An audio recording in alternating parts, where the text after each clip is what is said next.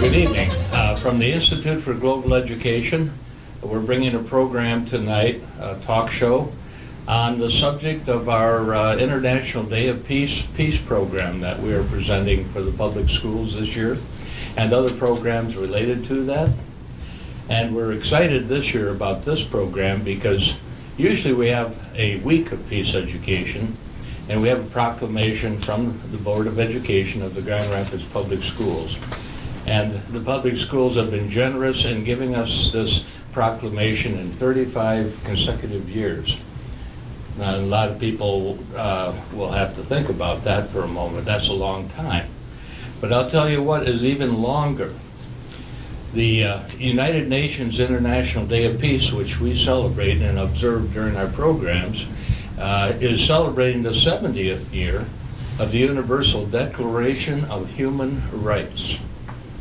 That's the 70th year. In 1948, almost every nation signed on to the Bill of the Declaration of Human Rights, 60 articles, or 30 articles actually, that declared human rights for the people of the world universally without distinction. And most of us probably are not aware of this, even though most of these rights are guaranteed in our own Constitution. They were not available to the people of the world at that time. And we had just gone through a terrible, long World War, Second World War, in fact, and the peoples of the world had suffered greatly. Great injustices and great infringements on their human rights. And so the United Nations set up this Declaration of Human Rights, which has been translated into almost every language on this planet, more than just about any other document. And it has been distributed, but not all parties signed it. It's kind of interesting that at that time the Soviet Union, which is no longer, did not sign it. But most of the other nations did, including, and important, the United States of America. Okay. And actually, a lot of it was written by Eleanor Roosevelt when she was the ambassador to the United Nations from our country, and she was very fundamental in getting this written and passed. Thank you for that. Now, we're going to flash forward 20 years, and it just so happens that 50 years ago, Martin Luther King, in one of his more famous, well-known speeches, declared that we had passed through a period of civil rights and we're now in a period of universal rights. Okay? And he had turned his attention towards the Vietnam War, which was going on at that time in 1968. And he turned his attention towards the world poor and the problems that they were facing. And if we go 50 years forward to the present time, we are not only observing the 50th anniversary of Martin Luther King's observation, but also the declaration from the United Nations and the Poor People's Campaign right here in the United States. It seems like, evidently, not all of the rights that were guaranteed or supposedly guaranteed in 1948 have been achieved even at this point in 2018. Before we go any further, though, I'd like people to introduce themselves for our discussion. To my left. Dana Knight, coordinator for Grand Rapids Poor People's Campaign, and a member coordinator of Black Lives Matter. Charles Brown. I'm an historian, and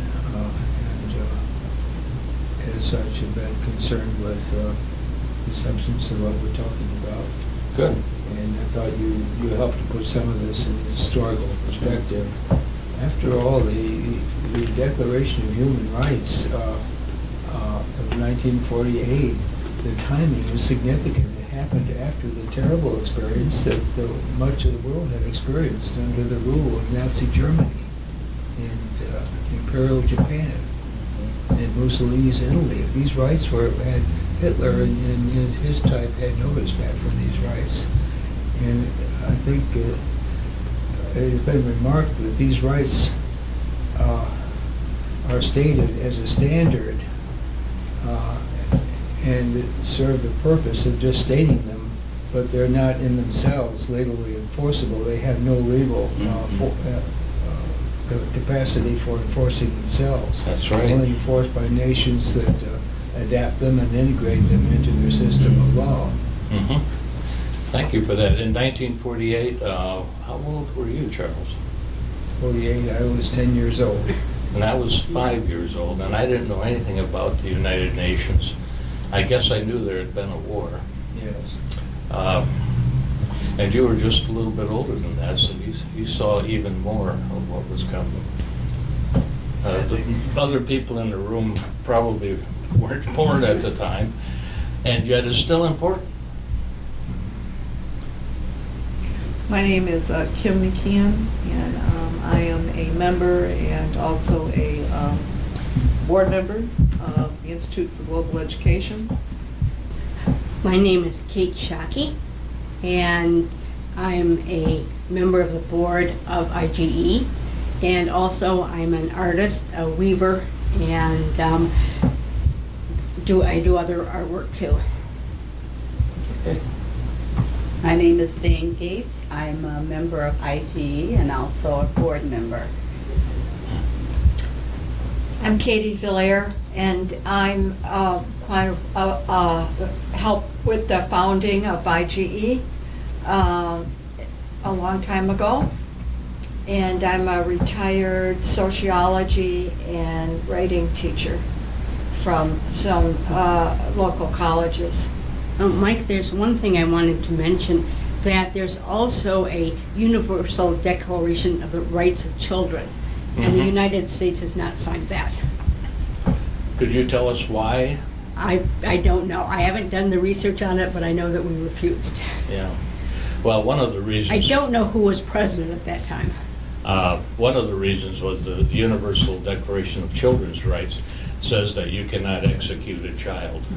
And the United States, that was one of two reasons that they refused to sign it, because we still reserve the right to execute children under the age of 14.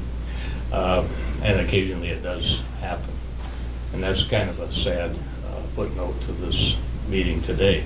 And I would fervently hope that our program that we're bringing on this year will introduce students, young people, to their rights and to the rights that all of us share universally in the entire world.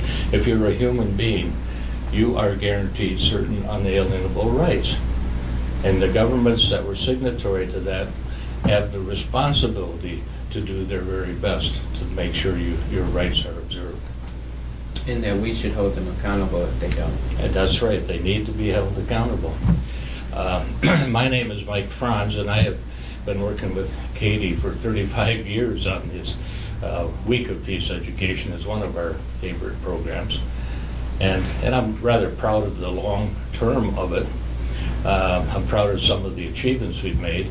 But this year seems to me to be just a little more exciting, because we have a subject here that I think people can relate with, especially in our present times. We have this growing inequality in our country that's showing itself in many ugly ways.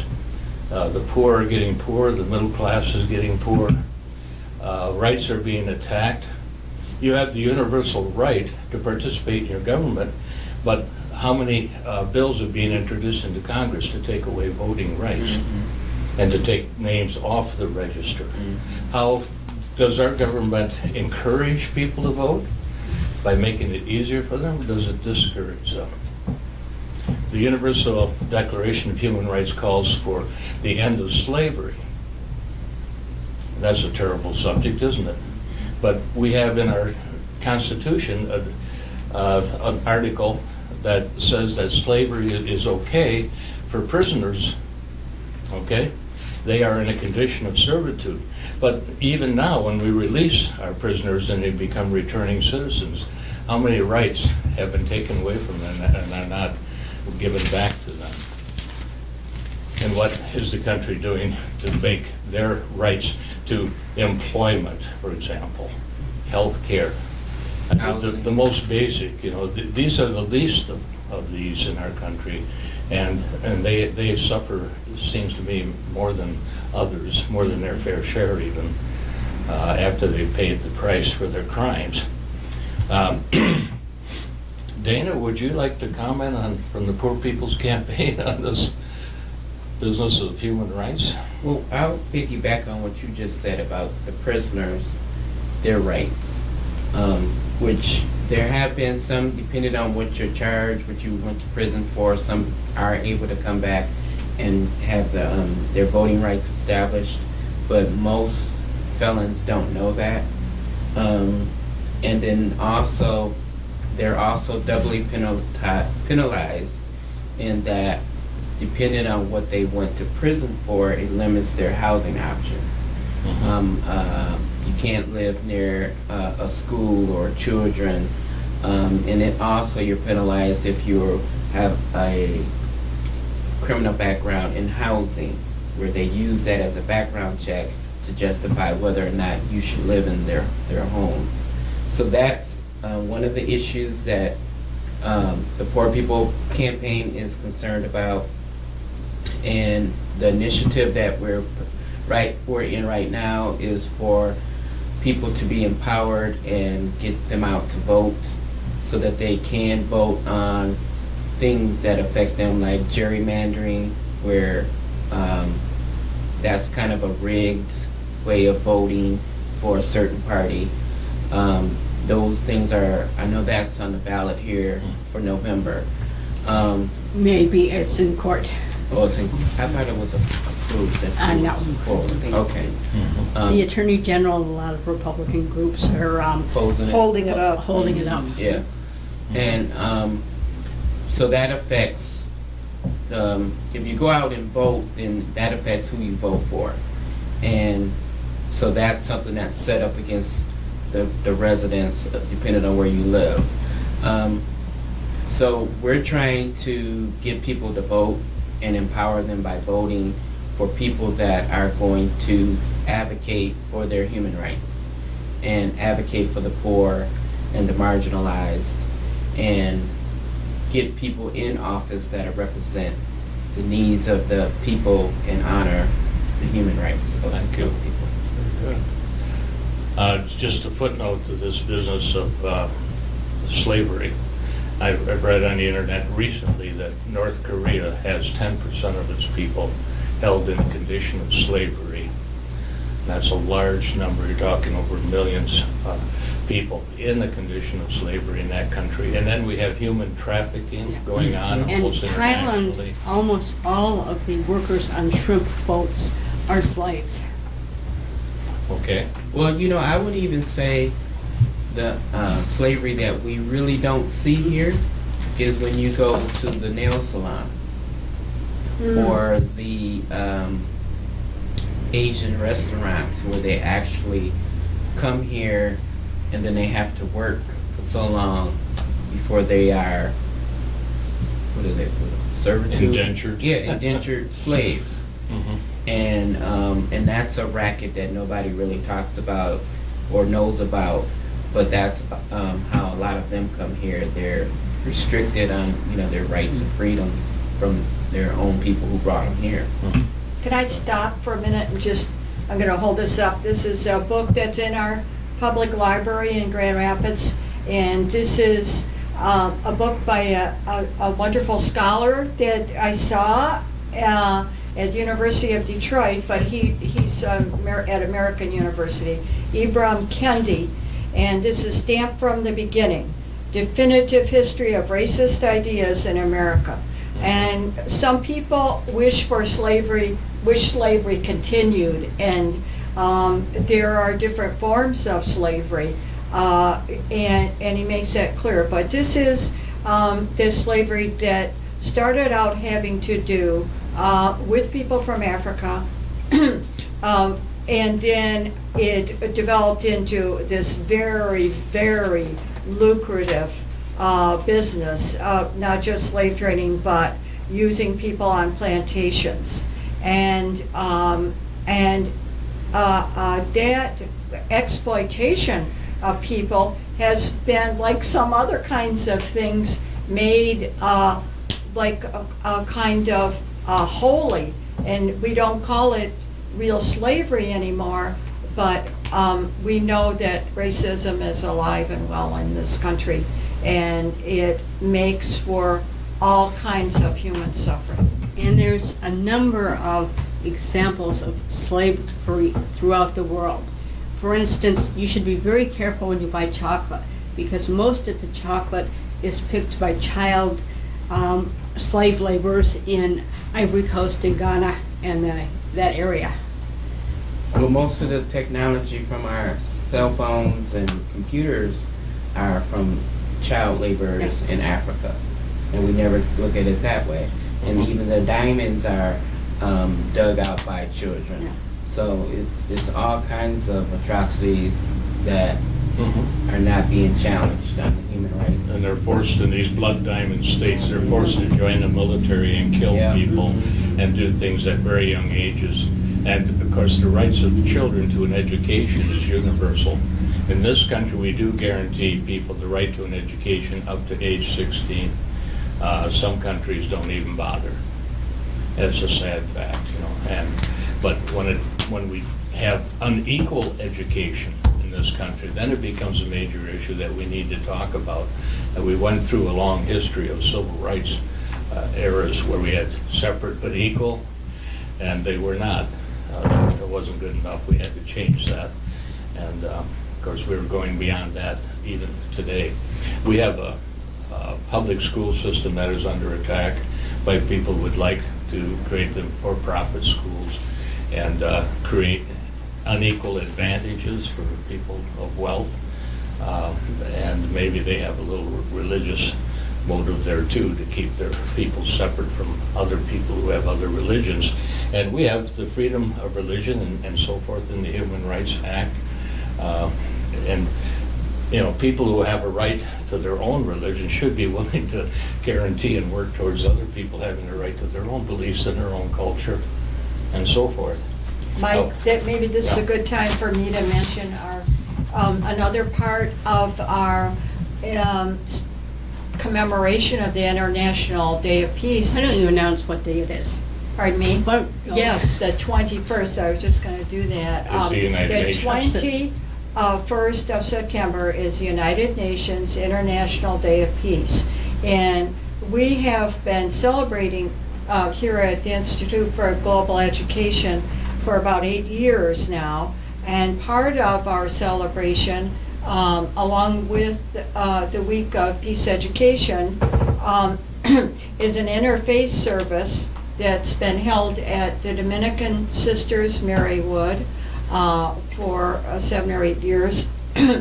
And about 7 or 8 people from all different religions, faiths, and philosophical traditions speak for about 4 minutes each, and how their tradition promotes peace. And it is sad that a number of these human rights, a great number of them, are really not being acknowledged even, and certainly not fulfilled. Yeah, and thank you for that. Now, that program, the Interfaith service is held at the At the Dominican Sisters Marywood on the 23rd of Sunday, the 23rd. September at 2 p.m. And there will be a walk, a peace walk before the, kind of beginning to the service, and then about 7 or 8 people will talk. There will be some music and informal discussion, and refreshments will be after the service. One of the things we're asking the people from the various religions that are going to be represented there to talk about is how their religion practice accepts strangers. In the Old Testament, the ger factor, okay? And that brings us to Article 14 of the Universal Declaration. You have the right to seek and to enjoy asylum for persecution in other countries. You may not invoke this right if fleeing just laws in your own country. But we have this huge world problem. We have tens of millions of people that are fleeing from war, wars that unfortunately we've had a hand in creating and have been for many years. And there's people fleeing circumstances in their own country where they cannot enjoy human rights any longer. And they're also fleeing because of environmental factors. That Bangladesh is probably one of the first countries that's going to be totally underwater. Okay, the environmental crisis that's coming is going to And it's already infringe started. directly on That human rights. adds to the number of refugees. Right. And some people have both. But people have the right to leave their country where they are endangered and move to another country. And it seems to me that countries should be accepting and welcoming to them, because we would want the same treatment if things were reversed. Now, I know this is a complex issue, and there are a lot of different ways of dealing with it. One of them is to build a wall and say, stay out.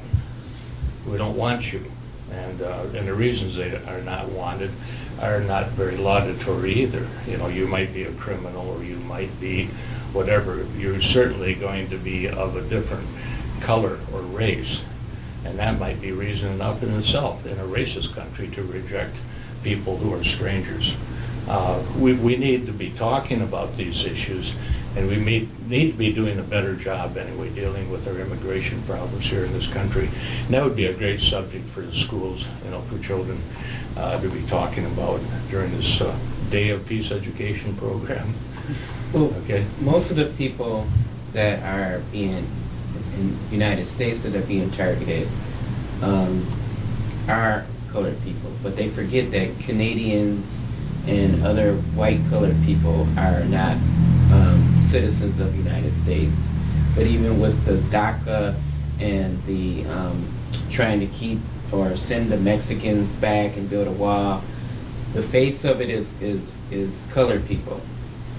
Yeah. And the white people who are not citizens are not targeted, and they come here through high-tech jobs, or the Indians who are really highly intelligent with technology come here, but they're not a threat as the Mexicans are, who originally came here and was allowed and encouraged to come because they were cheap labor.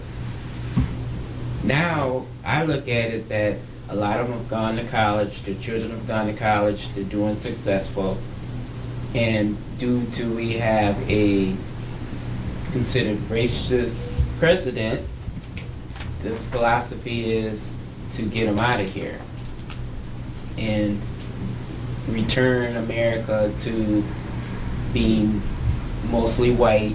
It is said that in 2020, 2025, that majority of the population will be people of color. So I look at one of the groups that's being targeted are the Latino Hispanic population. One interesting fact is about Asians, is everybody assumes Asians are very smart, and a lot of them are, but the Asians in this country have the greatest diversity of income from the top to the bottom. Mhm. They have some of the wealthiest people, and they have a lot of the poorest people. Yeah, and they're part of the people that are here that are non-citizens as well, but you don't hear anything about them. The face of it is, let's get these brown people out of here, and they're a threat to us. But they're not as a threat as the invisible non-citizens of the United States.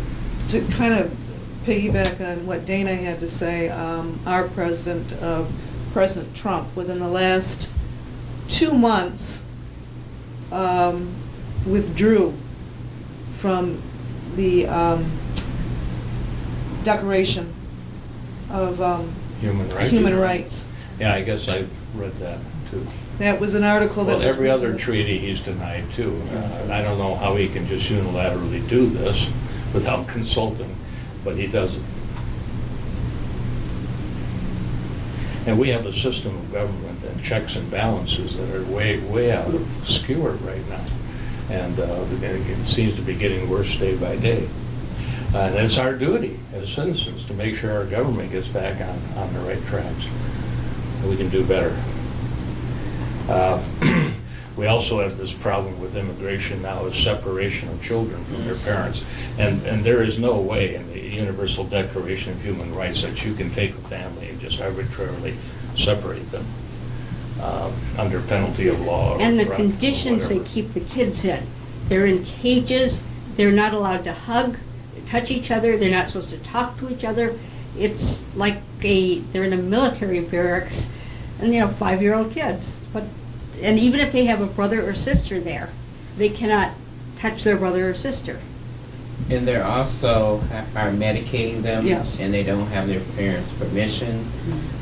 We have here in the Grand Rapids area with Bethany Services, some of the children, and their parents are not here, and we don't know if they're ever going to be reconnected with their family. So those are part of, Article 28 says you have the right to live in the kind of world where your rights and freedoms are respected, and neither the children or their parents' rights are respected. And the government has decided what they're going to do and took that freedom of them being able to, protect their own children. They don't even know where their children are. So that's a big issue that is now our country is tackling what to do about that. Yeah. Also, Trump is threatening to shut down the government if they don't put funding for his wall in the appropriations bill. And I forget when it comes up, it's not too long, September. And he And the said, Republicans are kind of nervous because, of course, many of them would maybe agree with Trump, but they're worried because that could affect the election. They could tip it over to the Democrats, yay. and there are also there are a lot of people Republicans who don't agree with him. Mhm. But none of them seem to have any courage to stand up, at least the ones in Well, Congress. there's a lot of memes on Facebook that's like, why won't they do what they do to Trump like they did with Obama? Yeah. And that's because Obama was black, and they did everything they could to shut him down, and they were strategizing, and everything he did, they went after him. Where these same Republicans are not doing anything against Donald Trump. Even though they don't agree, there's no organization regarding attacking his issues. So Yeah. they're complicit. Part of it is the gerrymandering, because when you have a primary and you get the extreme people who are running, and they're the ones who win the primary, and then they go on to the general election, and there's no balance of the people who are more reasonable don't have a chance frequently. Well, and along with that, you've got the inequality of money and the Supreme Court decision to allow money to be free speech. And so that the upper 0.2% that have most of the money can use that to influence elections and to get their ideas across, and to protect themselves, from the incursions of the 98%, if you will. I don't know why the supermajority allows that to happen, but it is happening. And that's kind of the point of all of this. We have rights, and at some point, and other people are going to have to realize they have to stand up and speak out and defend their rights. Well, Other issues you'd like to bring up? I think behind that and behind speaking up and behind is are two things I would say that have that are really important that maybe are not mentioned. The first one is really not specifically mentioned in the Declaration of Human Rights, and that is the media. I think we have the right to fair and honest information about what's going on in the world. And it is so mishandled, unfortunately, and so connected to money that a lot of times we don't. We have to really search, and we have to be educated how to search for correct information. And then one of the human rights is that everyone's has the right to education, and it means open and free and science education. And if some schools are going to have very, very competent teachers and lots of resources, and other schools are not, and are having to have huge classes where it's difficult to teach, then people are not getting equal education. And it's very clear. And when you have, poor people have to endure the kind of not so good education, no matter how well-intentioned teachers are. And there's a lot of activities behind the scenes, but surfacing now. It attempts to rewrite the curriculums that we're teaching our students. And for example, the Ku Klux Klan doesn't get covered at all, or gets mentioned once. Slavery is kind of glossed over. This incredible institution that brought a tragic civil war and the death of 500,000 American combatants becomes just a simple matter of, well, it was just an economic changeover. It had nothing to do with slavery or human rights. I don't think so. I wouldn't want to ask those soldiers who fought and died for the unification of our country and the rights of people to live free would have died and fought in that war if they thought that was what it was about. Now, I know the Confederacy fought for their own rights. One of those rights was to own slaves. And, it was slave versus free territories and everything at stake there. But we settled that issue. But it's got to be part of our history. And you can't just rewrite history to the whims of those who want to change the way that we see things, the reality. But how can we teach history like that when we don't even, many times we keep repeating history. Right. We're repeating history right now on how we're treating, putting the Mexican immigrant children in the jails. Central And American. then during World War II, we had internment camps for the Japanese. Right. Or, okay, yes, there has been civil rights and there's been movement and there's been change, but there hasn't been enough change. The new form of slavery here in the United States, done by the United States, is the biggest corporation of all, which happens to be the prison system. Yeah.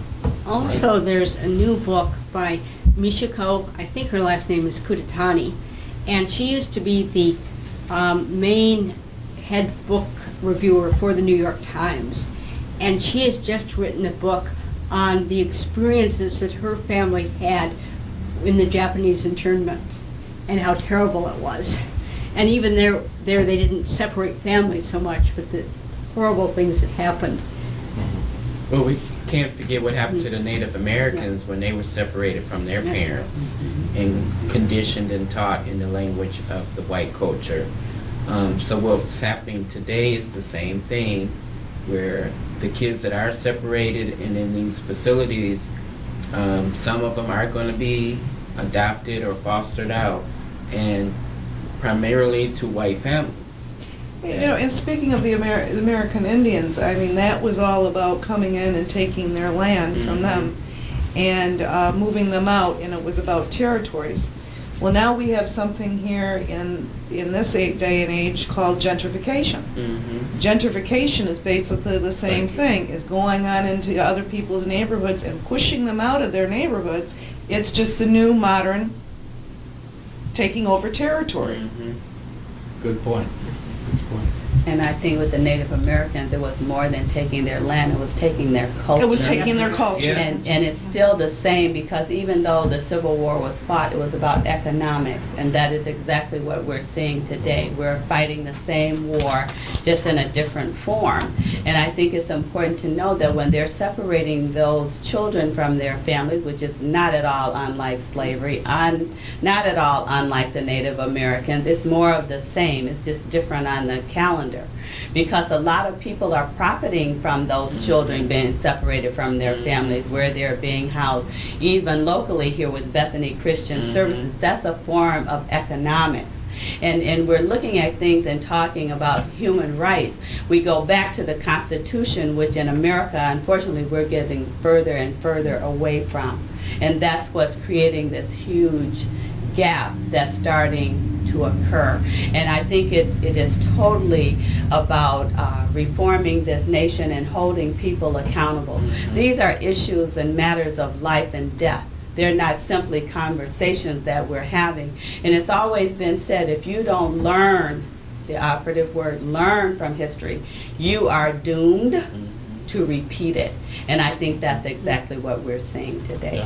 Yeah. Excuse me, sorry, I heard the term Bethany Christian Services a couple of times. Could somebody verify for me what their role is here? Well, They actually, handle adoptions, basically. and No, they're- but with the immigrant kids, they sent a lot of the immigrant children to Bethany Christian. And they'll create a foster Yeah. home situation, a temporary one, until things are determined. So, I mean, they're performing a role, but taking them out of their culture in the first place is wrong. Taking them away from their parents, and taking them far away too.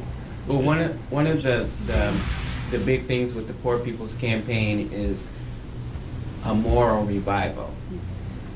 And morally, what they've done is not right. And it's also particularly not right because morally, we have our Secretary of Education, Betsy DeBoss, who has a relationship with Bethany Services. And for-profit education. Right. Yeah. So And for she public colleges is and loans. part owner of Bethany Services. So our own government is not only just with our president making the policies, but also we have somebody locally here whose job, it seems to be, is to destroy the public school systems, but also she's playing a role in separating immigrant children from This their is not a families. church, this Bethany? It is part of the Christian Reform. Yeah, it's faith-based, and It's probably a separate entity within the church. It is a separate Yeah, entity, they- but it's tied to the Christian Oh, Reform. yeah. Church. Absolutely. Yeah. and they make $51,000 a day. They're getting paid to house these children. And At the national level. yeah, It's a government contract, basically. yeah. Well, there's big profits in this kind Mhm. of I business. consider it human traffic, modern All day of human the traffic. federal prisons that are holding these people for trial and so forth are for-profit And then institutions. because of them taking the children, now all these, detention centers are being built down south, which, if you get the buildings, you're gonna need people you're gonna need to buy the furniture, you're gonna need people to staff, so they're making big money off of this. So And this they're is now a business, a Yes. legal business of taking people's kids. And they're talking about housing them in tents on military bases, They which are is out not there now. a good Yeah. place for kids. Yeah. But now they're building facilities to house them. And they're for-profit businesses that are doing that. So just like anything, after a while, they commercialize it. It's like, how do we make money off of this? Yeah. And these are human beings. These are children, and there's no moral our morals are money and greed versus, you know, sympathy and compassion for other individuals. We want we don't even care about people anymore. It's about what I'm gonna get, how I'm gonna get the money, how I'm gonna get rich. And I do think it's important, though, to talk about, you know, people that are trying to do positive things and looking at people trying to work for a community where people do care for each other. And there are many, many groups in our country where people are trying to do that. And they are not getting publicity. We're not reading about them, and we're not reading about individuals that are trying to do those kinds of things. And I think that there's an aura of fear, and that promotes people being super individualistic and saying, I just have to take care of me and mine, and because things are really terrible. And for many of us, things aren't terrible, you know, and I certainly would be somebody that would say I have benefited from white privilege and from coming from a middle class kind of background in this country. But unfortunately, sometimes when I'm around other people that come from that similar background, they have so much wrong information that they've gotten from the media, and from all the distractions that we have in media and games and drugs in particular, and things that really cloud our vision and our minds to understanding how important community is. well, I'll agree with you, and then I'm also going to disagree with you. The way that we think is framed from our parents, Yeah. and how we look at other people is through the eyes of our parents. And almost every white friend I have tells me that they grew up with racist parents. And so that frames how they deal with people of color throughout their whole life. With the situation with the immigrant children and things like that, as a black person, I look at that white people generally lack a morality sense in them, and it's pretty much everything they do or justify is for money. Slavery was about economics. They didn't view those people as human beings, or anybody that's been put on a camp or tortured or starved to death, like with the Holocaust. They didn't look at those people as people. There was some kind of profiting. You know, they took the art and property from the people when they put them during the Holocaust. So everything's been motivated through greed, and this was way before social media, and to be able to control people, and this was way before social media. But one of the things that I like to talk about, which is reoccurring a lot in social media, and social media is playing a role in at least bringing some mediation to things that's happening, and that's Article 27, that no one may stop you from participating in the cultural life of your community. Right. So what do we have happen with Starbucks? Yeah. Black men go in there and they're sitting in a coffee shop in the community, and then they're looked at as they're in here doing something wrong. Let's call the police on them. And that's been happening all over the country. Black people are having a picnic in a park, and somebody, a white person, comes and decides that you're in violation. I'm going to call the police on you. So a lot of things have been happening. Like today I saw where a doctor who said he was a member of the KKK, and he made an apology. People are tracking these people and finding out where they work and posting their video or their image on Facebook, and actually these people are getting fired at their job. So that's the good thing I can say about So Social- social media, and by the way, if you define that, does everybody understand what she's talking about? Facebook, predominantly. Twitter. Yeah, where they're Facebook, actually Twitter. video. We have ways, see, this program itself is a good example of an attempt by the part of the Institute for Global Education to bring truth and discussion and morality and justice to issues that concern everybody in our community. And we can't get these points out by going to the Grand Rapids Press or to any of the other media people that we have. So we have developed our own program, and it's provided for. This program could be viewed on Comcast in Grand Rapids, and we're even working now, thank you, to WKTV. We're spreading this program to Kentwood, Wyoming, and other communities, and even to the government access channel. You know, and we produce this program on a very small, limited budget, believe me. You know, but it's our media, it's our attempt to get the truth out when the truth hasn't been shared, you know, by our, you know, appointed fourth estate into the. One problem with social media is it goes viral, and sometimes people are identified incorrectly. Well, I Sure. haven't really. Oh, I've- yeah, there's all Yes. kinds of rooms for mischief. Mm-hmm. Yeah. The bullies are there. Mhm. Yeah. And then, or sometimes someone will have a similar name, so they think it's the same person, but it's not. Mhm. And I want to talk about two issues that still apply to Article 27 that happened here recently. And that is we had the incident last year with 5 young black boys coming from the Kroc Center. Oh, yeah. And a neighbor saying that they had a gun, and the police were called, and police put their guns on them. And then recently with Honesty Hodges, where she and her mom were going out to the store and come out their house, and police drive up and pull guns and actually handcuff her.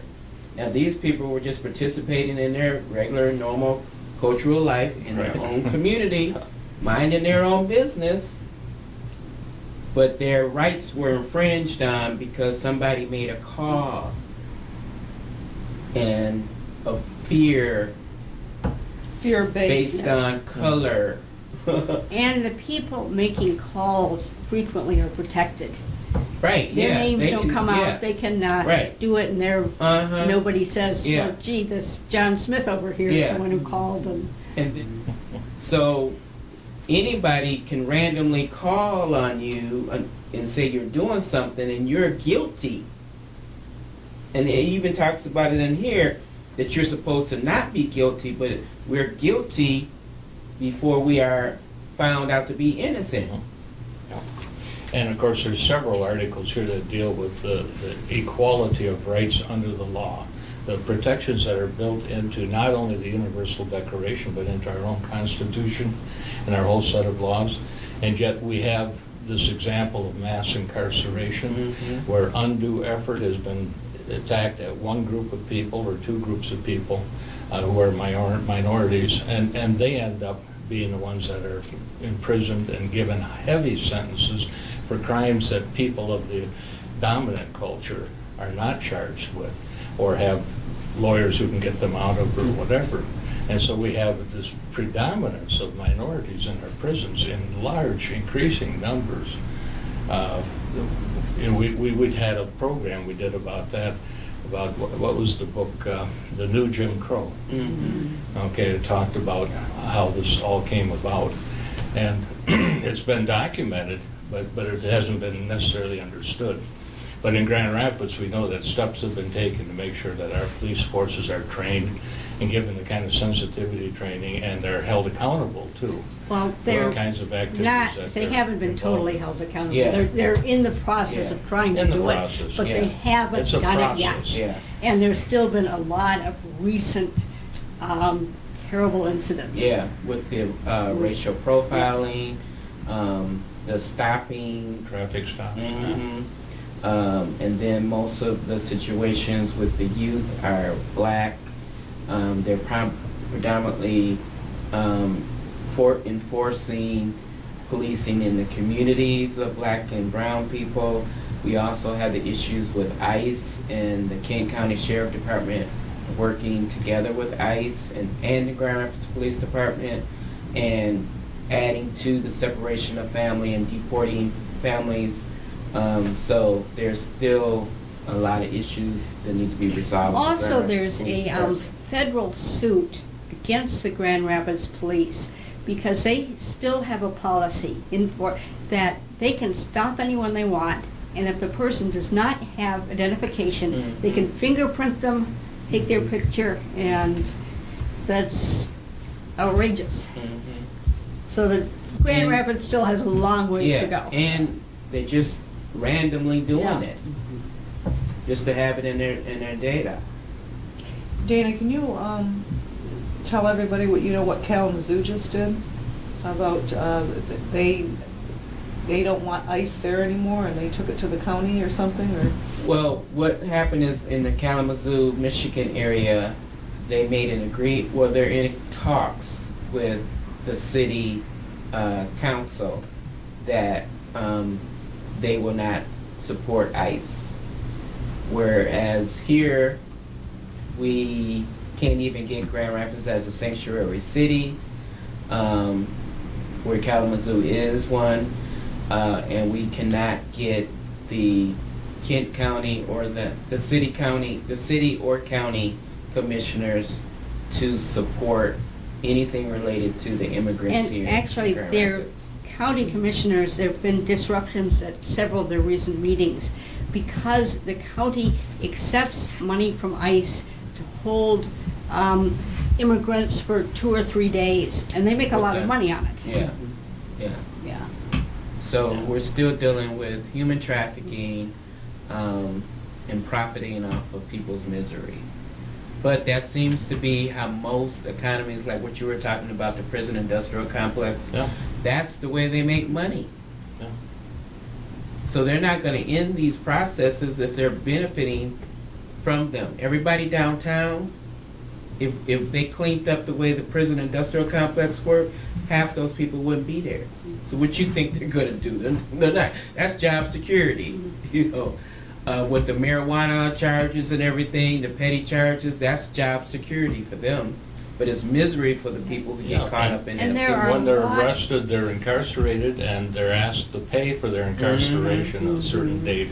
And if they don't have the money to post bail, which poor people don't have, Mhm. you know, like rich people have it right away, Mhm. you know, then they spend their time incarcerated, away from their families, away from their jobs, and so on, while they're waiting for trial, okay? Well, and And I they don't learned, have access to a decent law. I I mean, the learned that lawyer this- comes in and says, let's plea bargain this thing, and I'll collect my fee and I'm out of here. Mhm. You know, there's no justice in the system that does that. well, and I learned that this year, and that just like amazed me, but it goes back to making money. I mean, to go visit somebody in prison, you have to Mhm. pay. Mhm. You have to pay. $15 or Or something? talk on the phone to someone Yeah, in prison. yeah. Everything is. Well, they pay for that. No. The prisoner No. pays that. No, Well, or the if they person call doesn't you, you accept pay it. for it. Well, If you're visiting in that prison, is the way it worked with my friend. I sent him the money and then he called me and paid for it out of his account. Another, But I imagine there are Every- circumstances. mhm. And what we were paying was way overcharging, 10 Yeah, times over. uh-huh, yeah. well, there's also the fact that many prisons are in rural areas poor rural areas where they're the biggest employer. And so Mhm. the people in there don't want to get rid of the prisons. Mhm. And there aren't many that are close enough for family and people to actually visit. Right, it's a major Yeah. feat to try to go visit your family. Well, that's what the problem is with the for-profit Yeah. stuff that Mhm. we've been talking about here. Well, this isn't It's even self-perpetuating, you know. for-profit. This is, for decades, this has been true with, I know when I was in Ohio, when I was in Illinois, that towns had had a prison. And when there was no for-profit people involved, when it was just government, Mhm. they didn't want the prisons to shut down. Mhm. Right. Because then their town would lose Mhm. a lot of revenue. Yeah, Mhm. yeah. Yeah. Whereas the industries in those Yeah. towns could shut down and walk tomorrow and go Mhm. across the border. Mhm. you know, Well, for except cheaper many of labor, those towns And they're left there, you Yeah. know, what are we gonna do now? Many of those towns don't have industries. They're very small, rural, so that there aren't if there were industries, then there would be other places people could work. You know, But- when you read over this Universal Bill of Human Rights, and people can look it up online, just Google it, you know. You don't have to put the United Nations in it even, but the Universal Declaration of Human Rights, you're going to find it. And you're going to find that you have rights to work, decent work and a decent living. That's a right. That's not something you have to grovel around for. And the government has to have a safety net there to help those that are struggling to achieve those rights. You know, and the government should be helping, not throwing roadblocks in front of it. You have a right to vote, to participate in your government. You have a right to Social Security. And now that's one that's kind of interesting, because a lot of people out there think that, you know, they need to take that away. You have a basic right to medical care. Sure. And the way the things are set up in this country right now, the only way the poor can really achieve that is to go into the hospital, into emergency, and throw themselves on the mercy of whatever the hospital can provide at that time in that place. They get no preventative help. They get, you know, nothing that they can really use. These are things that are going on, and in this country, sometimes they're even more grievous than in other countries. Yeah. Because all the modern nations have had universal health care now for decades. And they live longer, and they have better health care systems, and they're more affordable. Thank you. By the way, Chuck Neller has been on this camera now for several decades. I want to thank him for his work tonight, editing and so forth, making this possible. But he's just pointed out that we've got about 1 or 2 minutes left. Do you want to ask Charles? Do you have if something? No, I'm just going to ask if you have something. Can you to sum it Yeah, up? add. Charles, how about you? You've been listening to all this. Been listening, yes. Well, the troubles, the racism, the various kinds of injustice and indignities have been going on throughout the human past as they continue today. I think that what's different about today is that we now have a president who's insensitive to these things, and he's setting a tone of complacency, and we haven't had such a president before ever in our history. One of And our this was next never- programs, we're going to be exploring one of our basic rights, and that's the right to vote in the coming elections in That will November. be- And we will see, you know, people are unaware of their rights to vote and how they don't know how to sign up and to Yeah. do the basic things to IGE make this a Talks democracy. program on that will be Yeah. on Monday, August 27th. And The starting recording? at 7, yes. Yeah, so you won't be seeing that program till September, okay? People watching this can anticipate that the public schools will be doing something September 21st, and we're very pleased to bring our program out in that way. And I hope I welcome our new viewers. If you're on from Wyoming or from Kentwood or one of the other outlying areas, I hope this program gets out to you. I want to thank all of our guests tonight. Charles, yeah, you're the man, okay? And he's been around a long time to confirm that these are human rights in this country, even our long-term problems, and we can do better. We can work on them, and many of these problems need solutions. So I thank you all, and Thank you. good night from IGE.